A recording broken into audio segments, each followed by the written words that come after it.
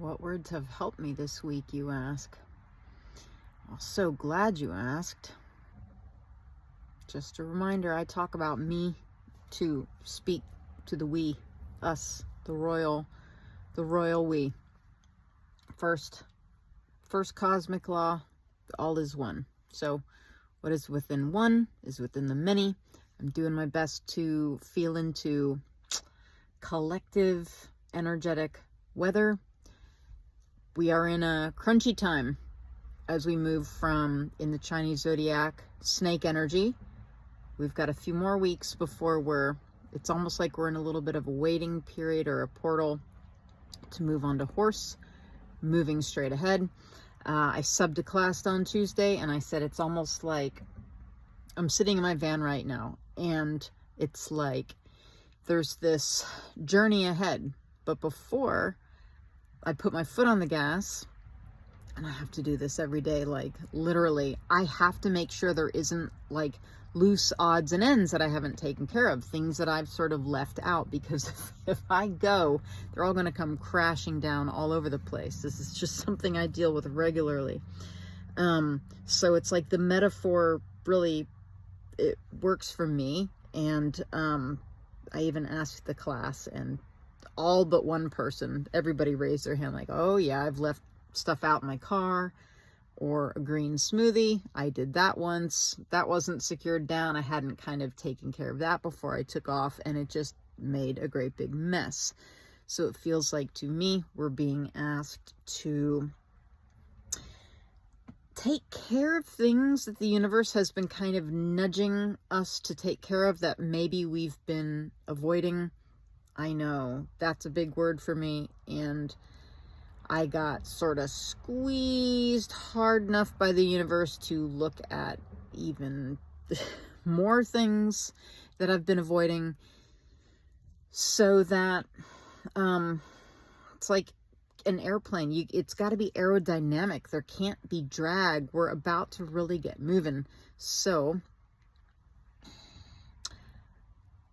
I've been looking at that stuff, but it didn't come without a really good darn uncomfortable squeeze for me. And I know I'm not the only one moving through a season of uncomfortability, maybe a season that you don't feel like is your favorite. I feel like 6 years ago, I was in an exciting season. I have not been in an exciting season since then. It doesn't, there's been plenty of joy and fun to be had, but if I had to generalize, it's not been my favorite season. I am practicing trusting that is for my benefit. This ain't easy.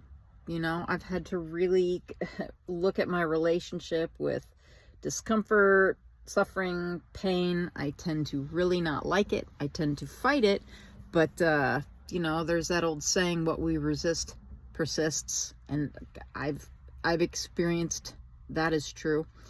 I saw a Viktor Frankl quote yesterday, and he talks about considering the attitude you take toward suffering. And this is a man that experienced some of the greatest suffering that a human maybe can suffer. And this is what got him through an impossible situation where he reconsidered his attitude toward suffering. I might make this a whole other theme, so I'm not going to say a ton more about that. But in case you're interested, just looking up a little bit about Viktor Frankl or quotes by him, wow, just profound. So if you too are like, this is just a sucky season of my life, and you're fighting it, and you maybe that could be helpful. Anyway, these are the words that were like a buoy to me this week. A few words. It's a poem, "The Peace of Wild Things" by Wendell Berry. Okay.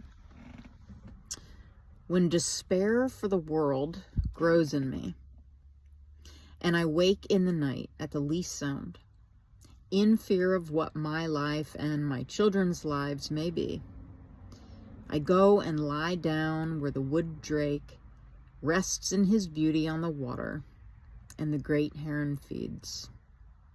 I come into the peace of wild things, who do not tax their lives with forethought of grief. Listen, Erica. I come into the presence of still water, and I feel above me the day-blind stars waiting with their light. For a time I rest in the grace of the world and am free. This has been one I've got to practice over and over and over. Stilling my thoughts when I realize I'm starting to worry or I'm starting to fight discomfort. On the uncomfortable season I'm in, how long is this going to last? Get me out, help. I mean, these are some things that my head screams. And so when I notice that happening, and sometimes it takes a little while, but when I notice that happening, I go, oh, it's happening again. And I don't want to make my suffering worse. And so I practice stillness of mind. And it doesn't mean you have to sit and meditate for an hour. I've got a daily meditation practice where I do sit, but it doesn't have to be that. This is something I practice all day. And it's just me noticing when I've let my mind do that. It's helpful if I start to catch this very early on in the day and I go, all right, I'm going to watch. I'm going to watch for those thoughts, that particular brand or flavor of thoughts. And I'm going to do my darndest today.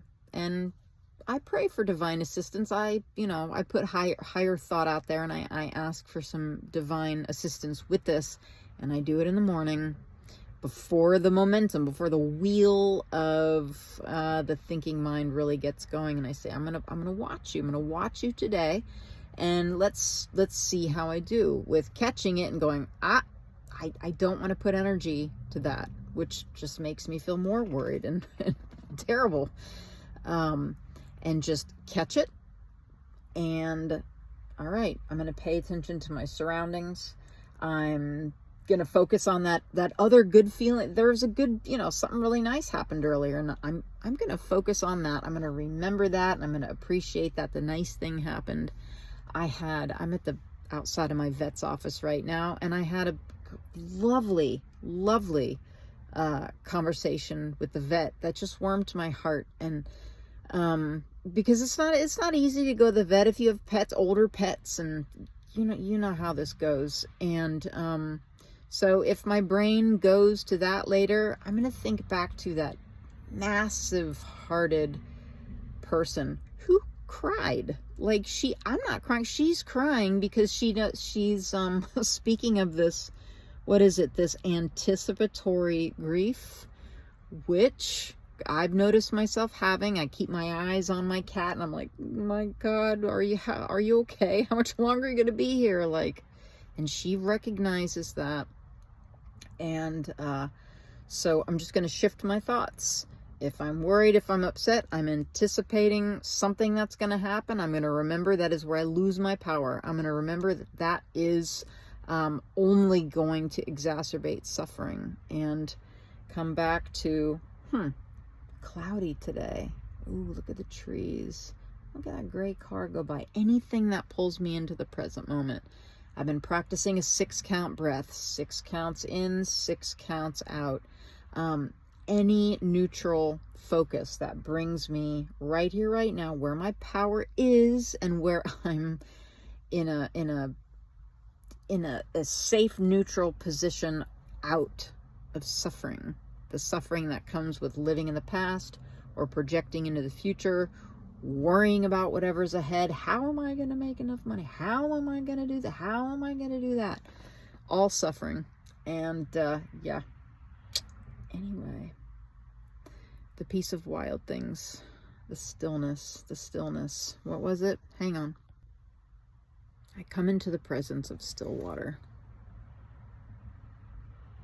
The waters of the mind, stilling the waters of the mind. One of probably the best thing I learned from my own studies and practices of this yogic practice of yoga. Holy smokes. It's all beginning here.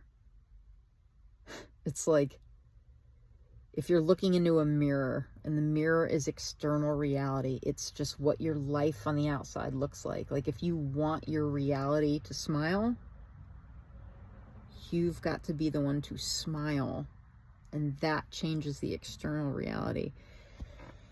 Man, it's simple, but it takes a lot. I don't find that easy, but maybe I didn't come to the earth school for easy, you know. I don't think so. I think I came for some big soul growth this go around, and I figure if you're listening to this, that might be you too. And just hoping anything that I share here translates into some peace of mind, peace in your heart, and that's it. I love you. See some of you later. Bye.